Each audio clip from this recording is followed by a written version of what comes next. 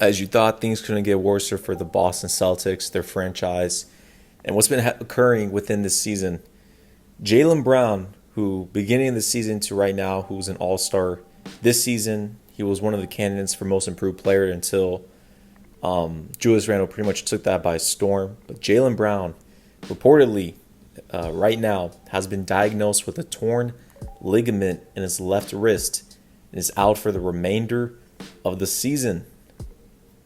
Wow.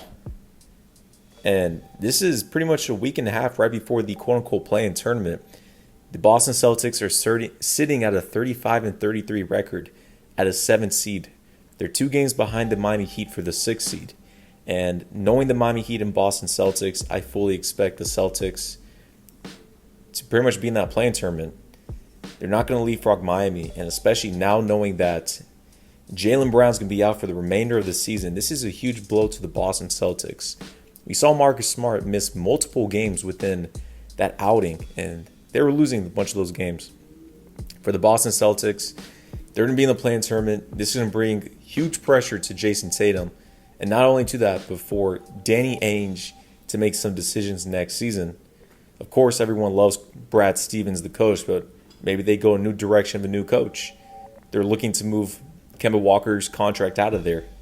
You trade away Daniel Tice. You traded away Jeff Teague. You gave away all these players away, and you don't have a reasonable roster around Boston at all. How are you going to build a team around Jason Tatum, especially if they lose in the first round, which is pretty much going to be the case? Heck, who even knows a play-in tournament? They're digressing a lot. They're digressing. Celtics last season went against the Heat in the conference finals, 2 games away from a trip to the NBA Finals. But now they're looking like they're going to be a first-round exit. And this kind of resembles last season when Joel Embiid was out there with the 76ers and Ben Simmons was out and did not play in the playoffs. So we're going to pretty much see kind of resemblance for the Boston Celtics. Due to this, they will be out in the first round, in my eyes.